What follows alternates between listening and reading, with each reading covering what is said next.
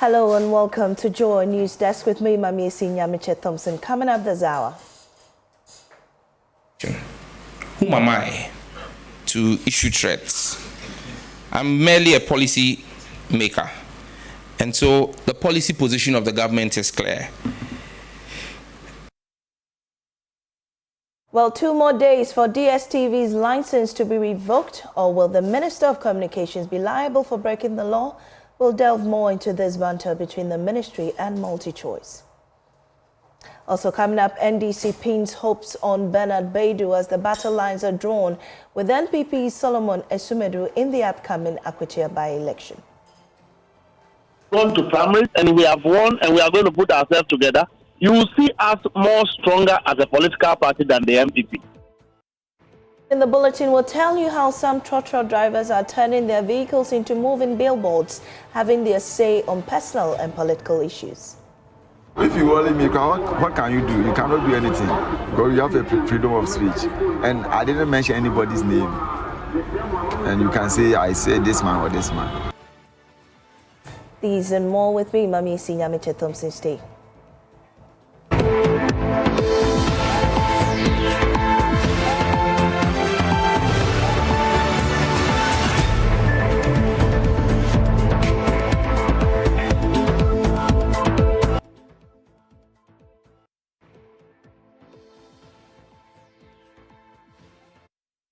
Well, it is countdown to shutdown. In 2 days, there'll be a DStv blackout if its operators do not agree to immediately reduce prices by 30%. It will be recalled that the Minister for Communications, Samuel Nate George, threatened to have the license of the pay-per-view operator revoked if prices were not reduced to reflect recent economic gains. Listen to Communications Minister Sam Nate George make the pronouncement during his turn at the accountability series at the Jubilee House. It's simply a policy direction. Who am I to issue threats? I'm merely a policy maker. And so the policy position of the government is clear. I'm just going to run through a portion of my letter to DStv. In that letter, I compared Ghana, Nigeria, Liberia, and Ghana has a bigger population than Liberia, Angola, Botswana, that Ghana is bigger than as well, Eswatini, clearly Ghana is way bigger than Eswatini, and South Africa. For the premium package, Ghana pays 82 equivalent.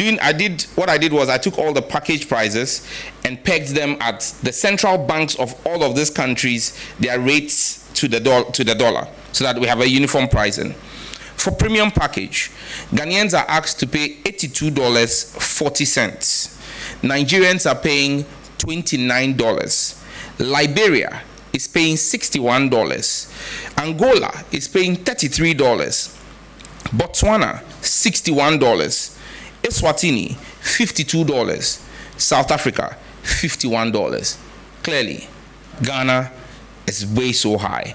There is no justification. It's the same content, the same old movies.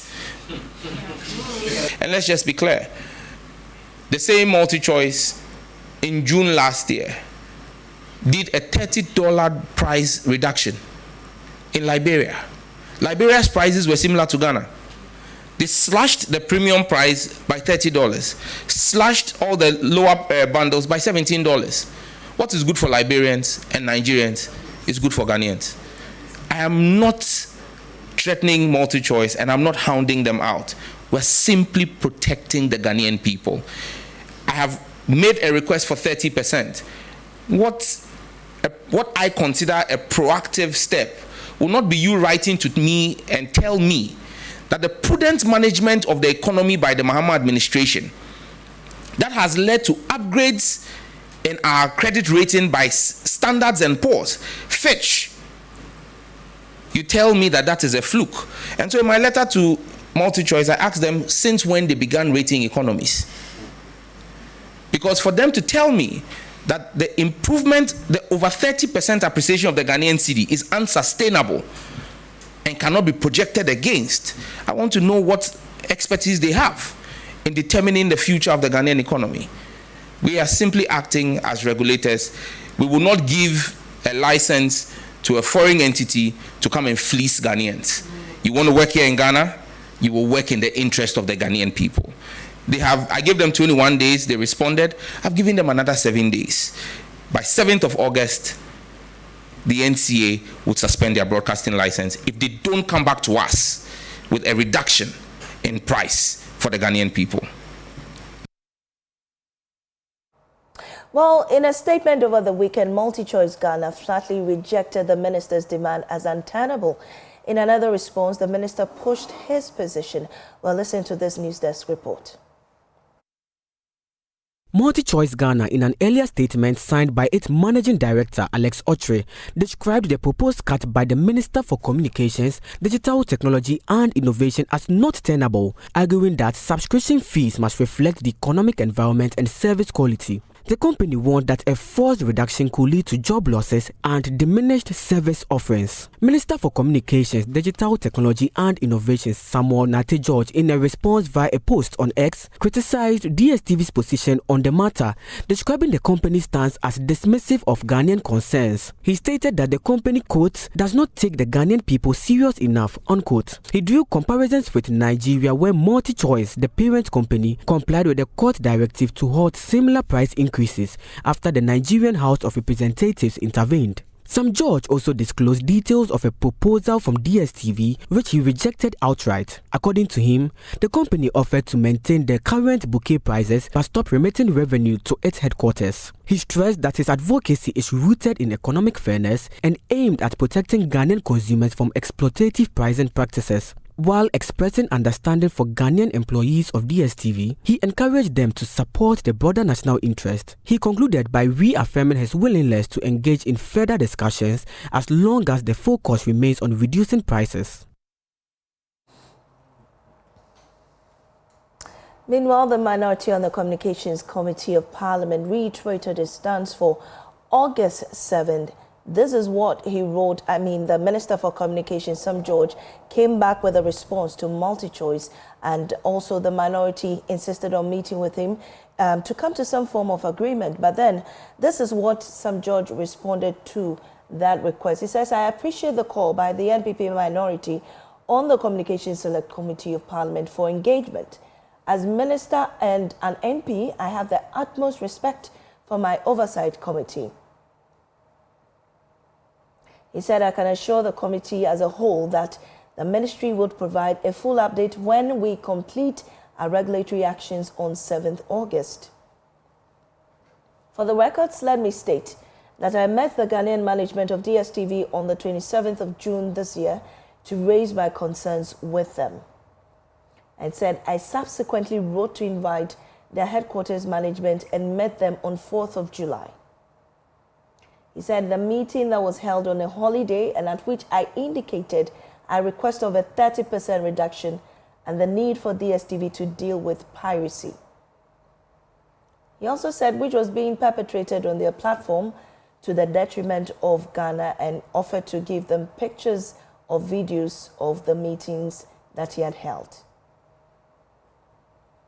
According to him, he says he's always approached this matter with one goal: a fair price for the Ghanaian people. DStv responded with a 9-page letter on 21st July, and he says, if the 1-page letter annoyed you, imagine what was in the 9-pager. And then he said the policy directive is a last resort action to protect the Ghanaian public from what appears to be a recalcitrant monopoly which has become tone deaf to the cries of their consumers or customers. On the 7th of August, the regulator would initiate action in line with the terms of the License Authorization and the Electronic Communications Act, Act 775. We would act within the law and in the interest of the Ghanaian people. The reset agenda demands this action for sanity to prevail. And Sam George says, I remain accountable to the people of Ghana in my service as Minister for God and Country. Well, let's get the side of the minority. Who wants to mediate the impasse with the Communications Ministry as well as MultiChoice? Let's go on Zoom now and speak to the Deputy Ranking Member on the Communications Committee in Parliament, and he is Charles Redu. We are grateful for your time, Charles. So, I mean, you are wanting to meet the Communications Minister, at least. This is the response he's been given. So far, what has been your reaction to this? So first and foremost, Mamisi, let me say that at the outset, we totally align ourselves with the issues that the minister raised. Because if you should do a comparative analysis in terms of the cost price, the pricing of MultiChoice, it tells us clearly that across all the Anglophone West African and then the Anglophone African countries, Ghanaians are being made to pay more for the same services that are being offered to the other countries.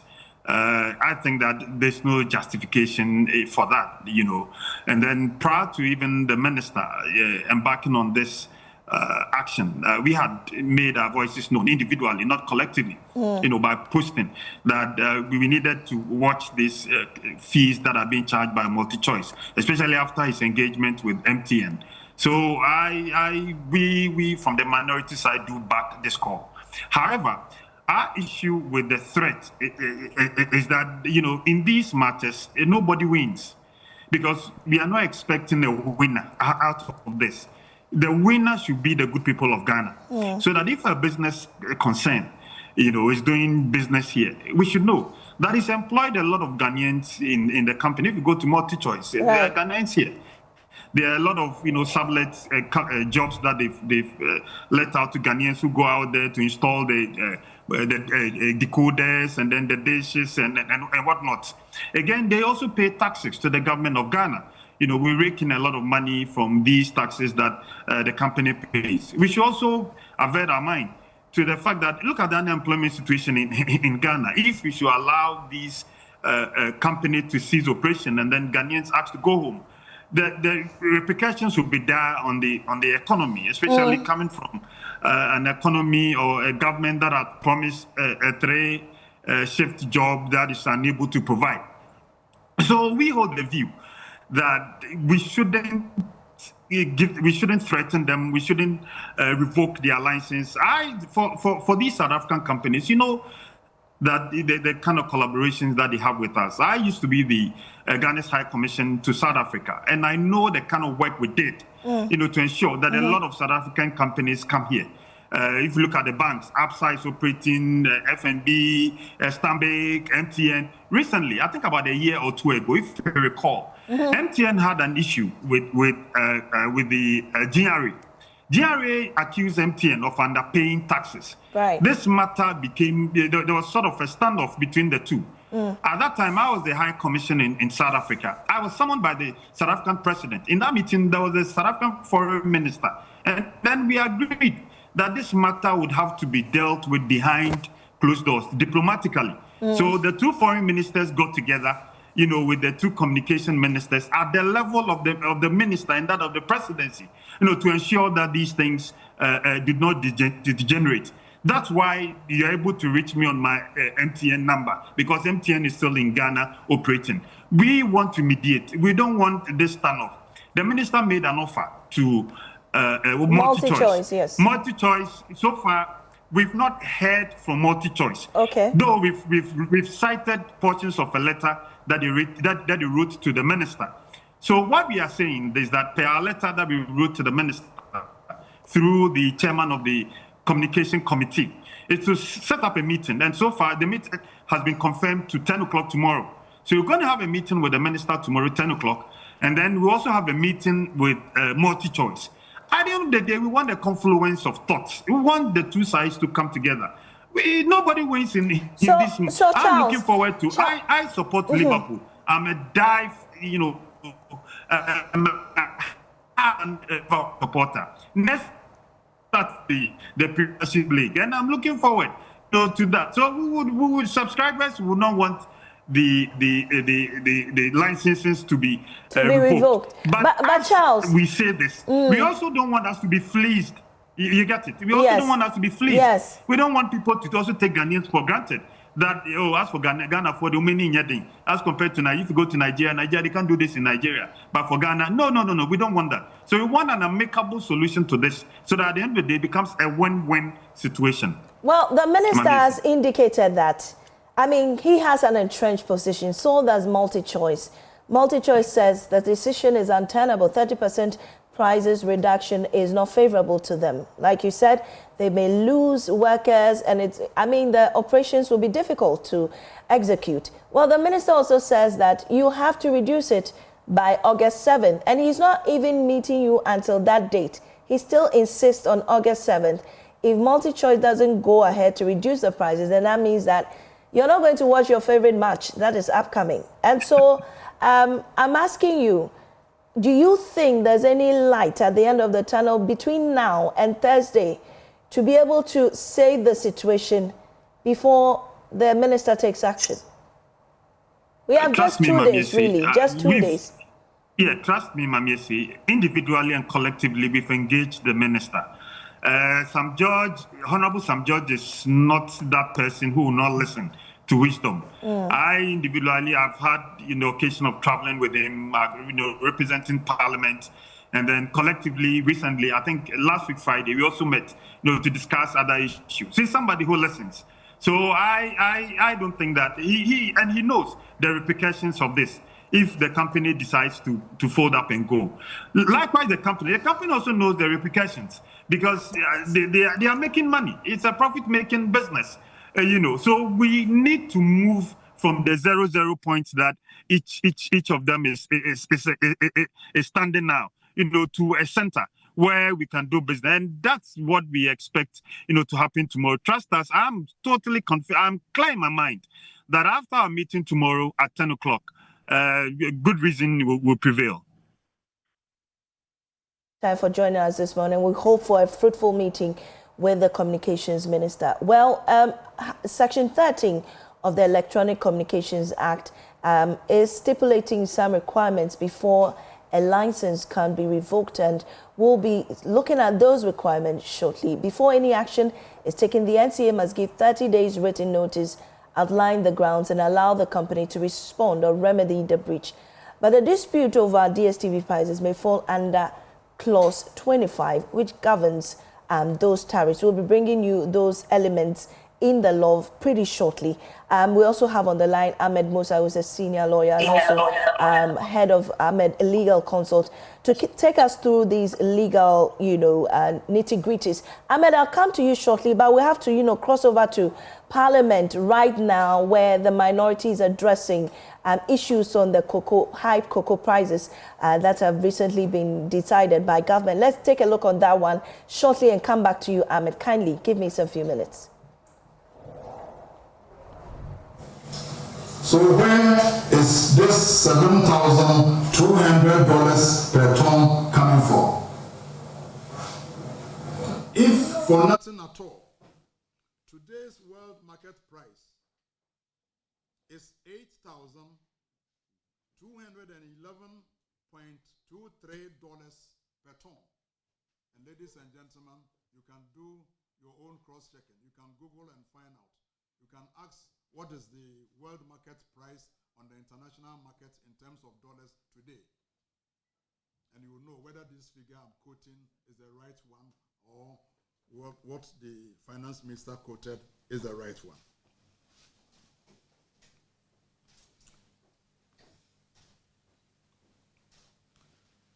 So, at today's world market price of 8,211, the 70% translates to 84,986.23 Ghana cedis per ton, or 3,718 Ghana cedis per bag, and not the 3,228.75 Ghana cedis per bag. You can do your own calculation. Today's at the international market, the price is 8,211.23. And today's exchange rate, in fact, today I checked, the exchange rate is around 10.5. And I'm even using 10.35. So you arrive at a figure of 84,986.23.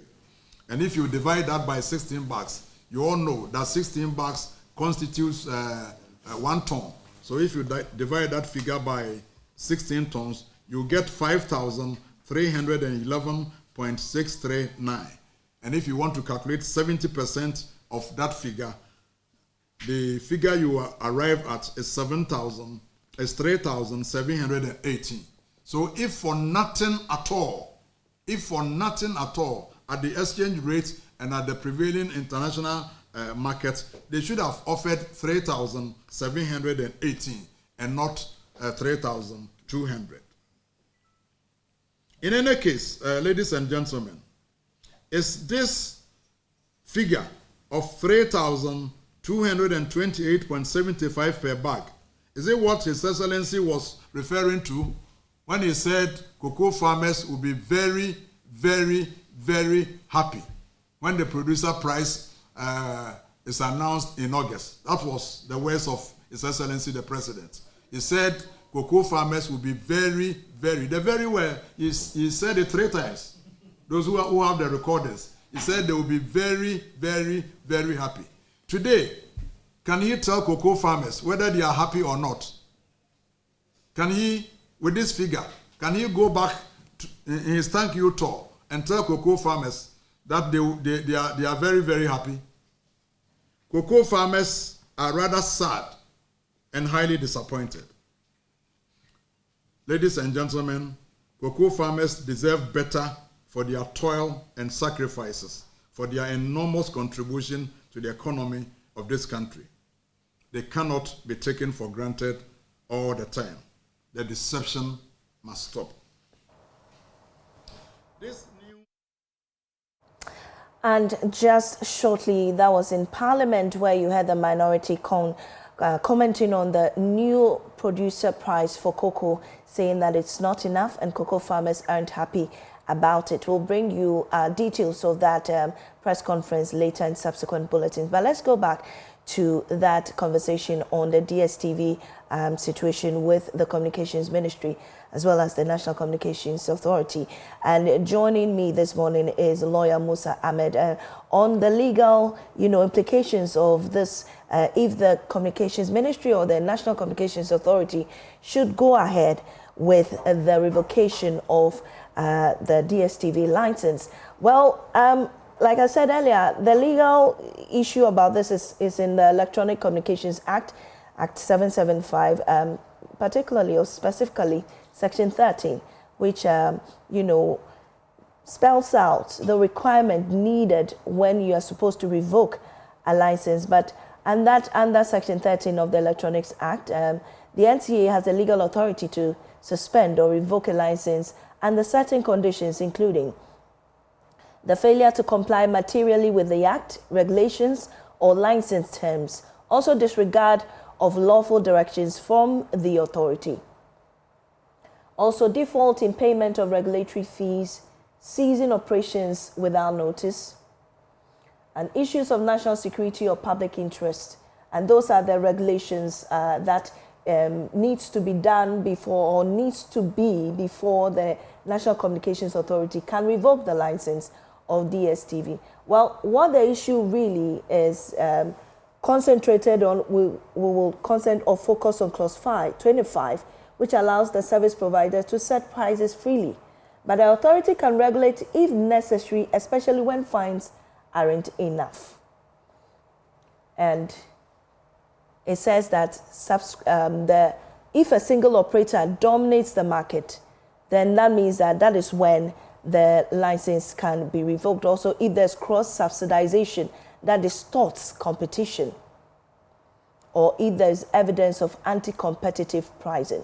So at least these are aspects of the law in the Electronic Communications Act, Act 775. So, lawyer, with this, can high subscription prices really be a reason to revoke the license of DStv under the law?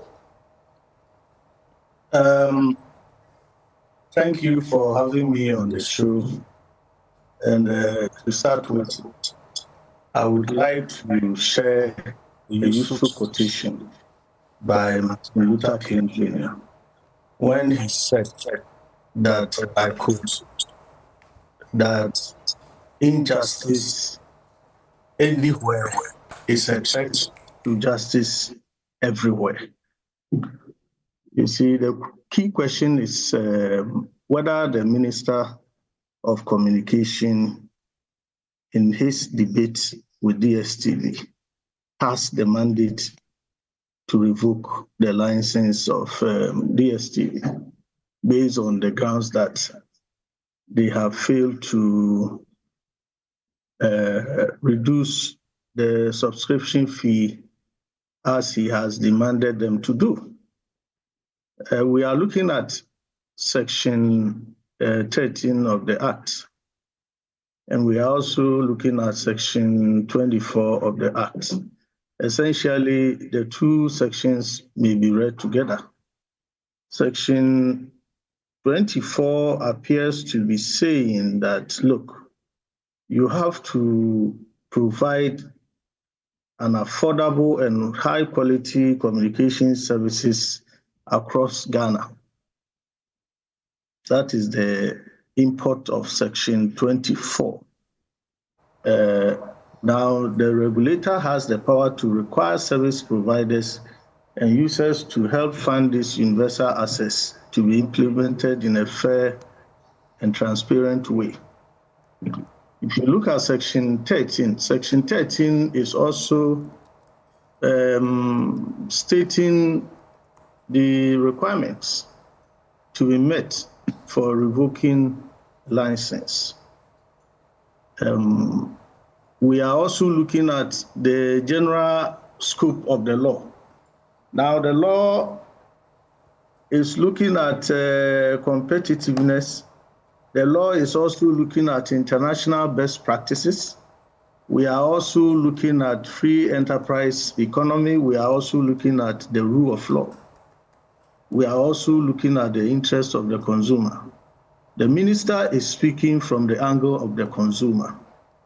In my opinion, the minister per se does not have the power to revoke the license, but I have read his language, the choice of words. He says that the National Communication Authority will be instructed, I believe, that is what he said, to take appropriate steps, including revoking the license if they fail to revoke.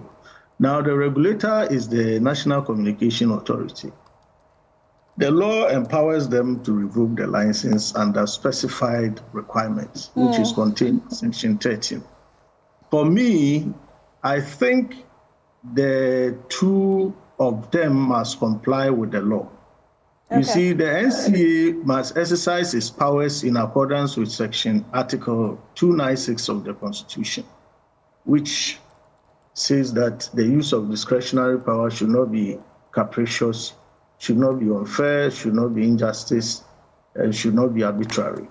The two of them must continue to sit down and negotiate. Although I acknowledge that the NCA has power to revoke, they could do so by finding a ground to revoke it. DStv needs the money, they need the customers, they need the business in Ghana. If you align it with the quotation I quoted, I think they are being unfair to Ghanaians.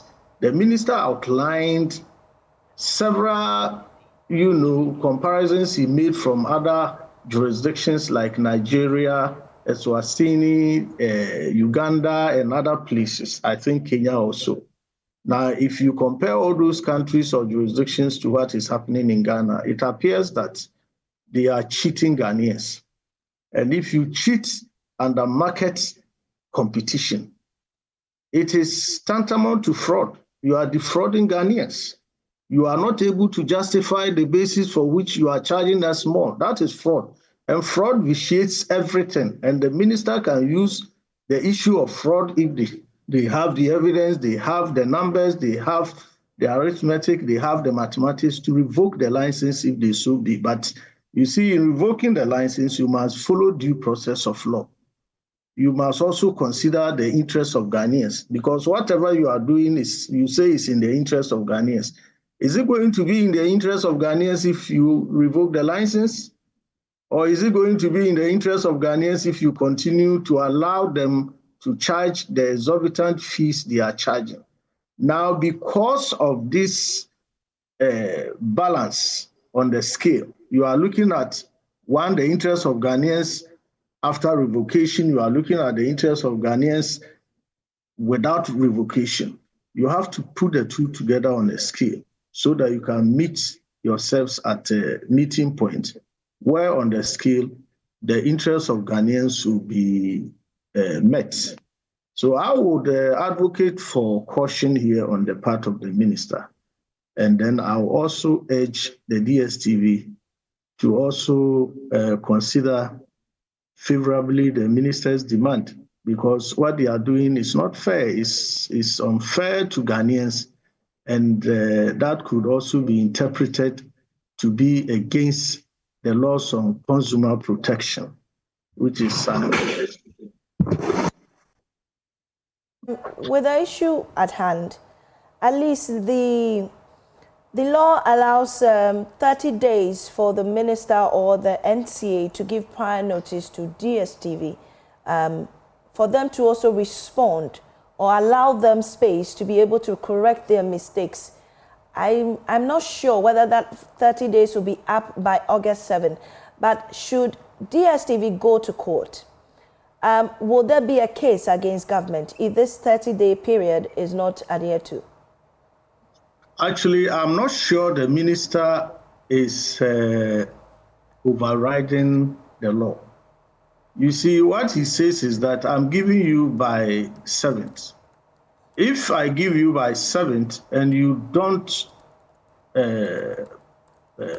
meet my demand or the demands of Ghanaians, specified action will be taken, or actions will be taken, including the application of the act. It is after the deadline that, because at this stage, the law has not yet been applied.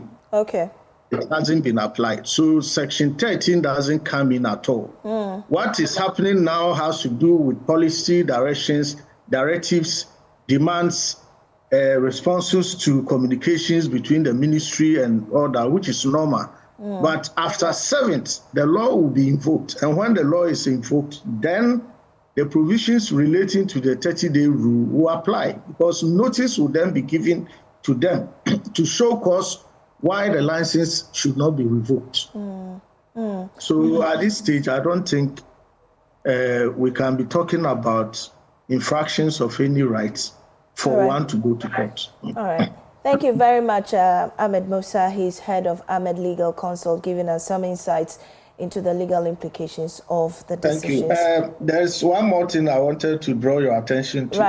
Right. I have noticed that in writing the provisions of the law, you use clauses instead of sections and subsections. Yes. Now, when it comes to a constitution, you use clauses. You use articles and clauses. Yes. But when it comes to Act of Parliament, you use sections and subsections.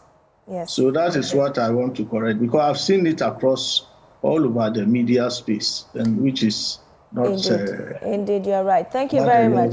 Thank you very much for that education there. We're grateful for your time as well on our desk. Yes. And that's Ahmed Musa, head of Ahmed Legal Consult. Now, moving on, the Ghana Education Service has set up 4 security posts in conflict-prone areas to ensure the safe and smooth conduct of the 2025 WASSCE. GES Director General Professor Ernest Kofi Davis says strict security and anti-malpractice measures are in place to protect candidates and exam officials throughout the period. As the 2025 WASSCE begins tomorrow, August 5, with a practical session, the Ghana Education Service has established 4 security posts at the conflict-prone areas to ensure the safety of candidates. At a news conference in Accra, the Director General of the Ghana Education Service, Professor Ernest Kofi Davis outlined the key security measures that have been put in place to ensure the smooth conduct of this examination. So we've taken adequate security measures. I will give you some of the specifics. So we are in touch with the security agencies there. The student will have a security presence. We'll have some security escorts. So we are working collaboratively with security to ensure that we have incident-free examinations. So we have the security posts. The security, I just spoke with the head of security there. We are getting the security presence in the school. The security will be there. So there wouldn't be any day students. All of them will be kept in the school under the security protection until they finish the exams. Those who will need escort will be escorted back to the safe communities they came from. So we have 4. You know the 4 already, right? One in Nkwanta and 3 at another region. 76 out of 144 schools have been implicated in various forms of cheating in the Ashanti region, casting a dark shadow over the integrity. Authorities at Nkwanta Senior High School, Community Senior High School and Chabobo Senior High School in the Oti region are urgently appealing for food support for WASI candidates, citing a surge in numbers during the conflict in the area. Headmaster of Nkwanta Senior High School, Solomon Sapom Bami, spoke to Joy News as well as the students. There was some foods in stock, and recently some food items have also been brought. Looking at their number, as at now we have about 741 students. But this food is stock will not be enough. There will be the need to get enough food so that for the period of writing this exam, they will get enough food to eat. So we are still appealing to the authorities and other organizations to support us with food to enable these young adolescents eat enough and burn more calories for their studies. Yeah. The security, the army have been very friendly to them, and they keep assuring them that it is because of them, their security, that's why they are present. Even recently, some of them who were sick, it was the security personnel who were treating them, their nurses. Some even take their vehicle to ride them to the hospital. So, and the police are also around, coming around. The commander was here to assure us they are patrolling all over. So they are secure. We are secure. We are all involved because we are all on campus. And so we are secure. They are very friendly to us. And that panic, I think, is no longer thing of the present. Now they are friendly. Okay.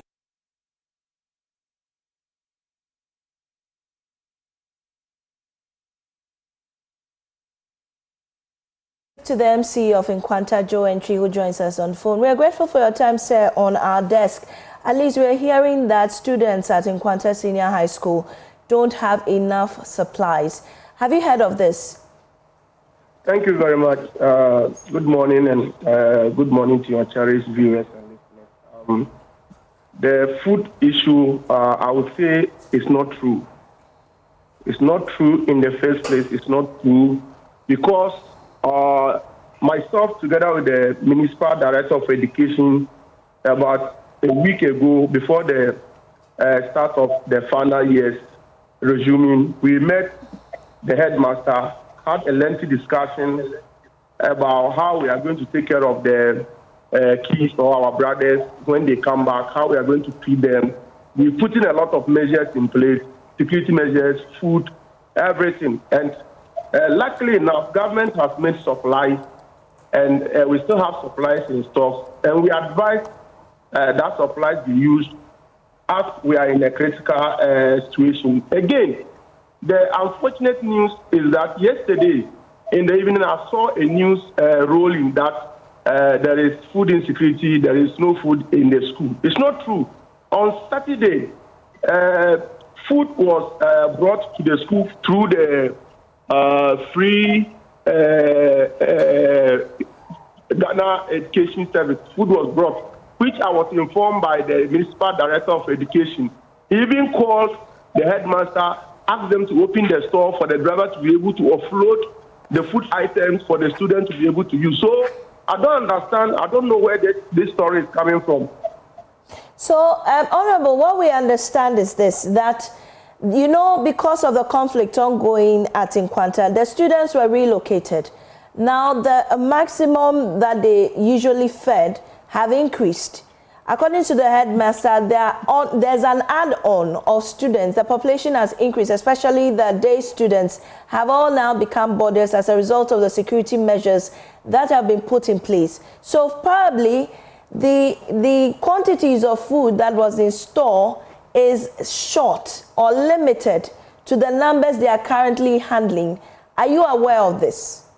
Madam, if I give you the breakdown, the statistics of students, if we are housing boarders of about 500 students first year, about 400 students second year, and about 500 students third year, and we are able to feed them throughout. And we are now housing about 280 students and then 57, addition to 509, which is a total of 486.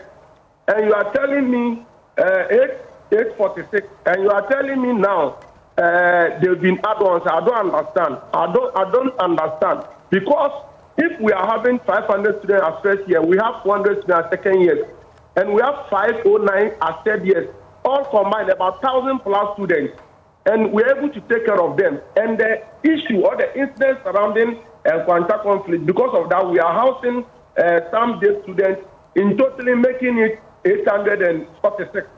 Which you are saying, sir, because the number has doubled, you cannot fit. It's not true. It's never true, and it can never be true. It's not just in Nkwanta Senior High School we're talking about. There's also Community Senior High Technical School and Chabobo Senior High School, at least three schools. So currently, when the incidents happen, together myself, together the director and the headmaster, the school, and then together with the advice from the regional education director, the school was closed down. Currently, we are only housing the third years of Nkwanta, which is 509. Third years of Nkwanta. So first and second years are not in school. We are again housing community final year students of 280.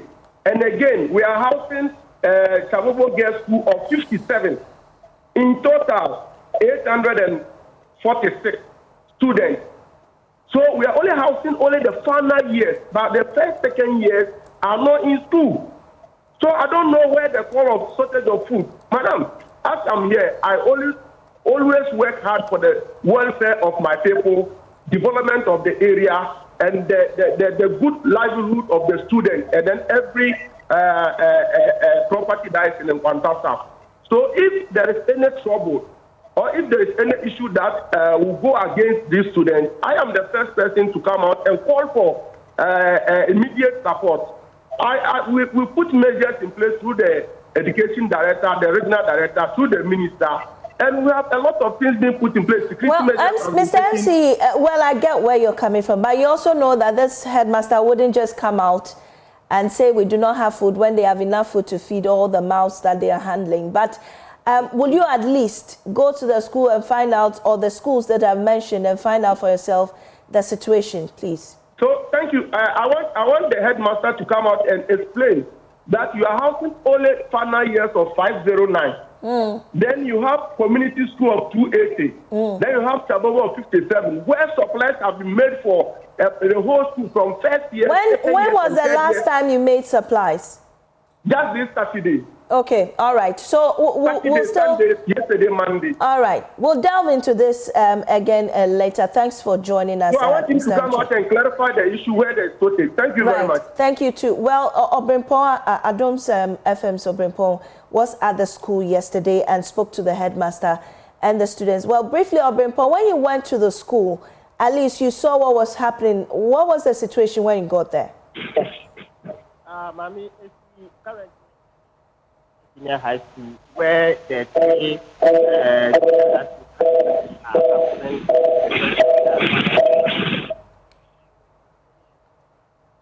Unfortunately, Obrimpon, your line is not. I'm not hearing you properly. All right, we seem to have lost Obrimpon on that bit. Hello. Yes. Briefly, tell us what you saw at the school.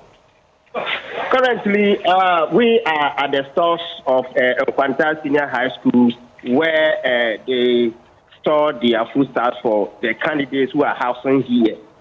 We just, I'm with the storekeeper here. We just opened the stores for me, and we only saw some rice of bags that I was told that it was brought only last week, Saturday, just Saturday, that they supplied them the items.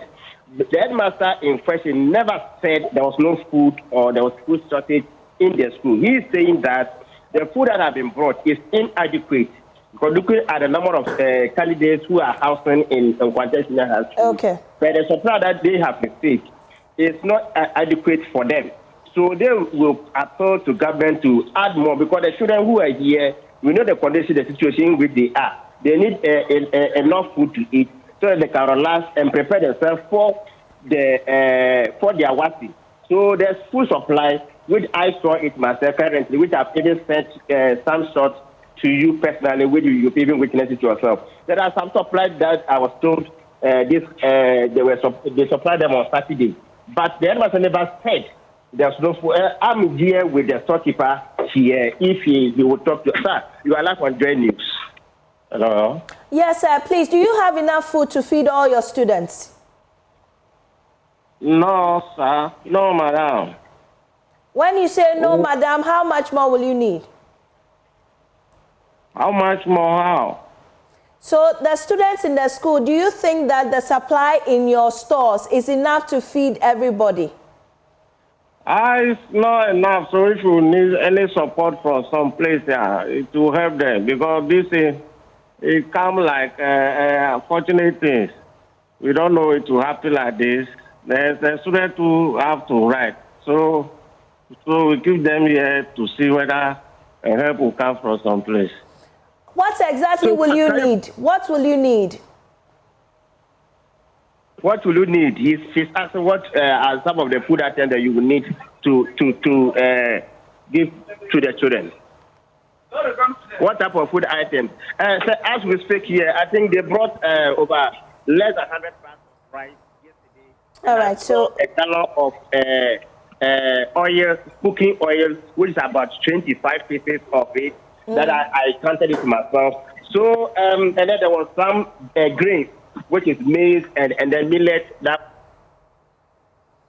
And so that was Obrimpon Adom giving us updates on the food supply situation in Nkwanta. The senior high schools there, according to the headmasters, don't have enough food to eat. But the MCE is disputing this. We'll get the latest on this subsequently. And that's all we have for you today on Desk. There's more news on myjoyonline.com. I am Amisi Nyamite Thompson. See you again tomorrow.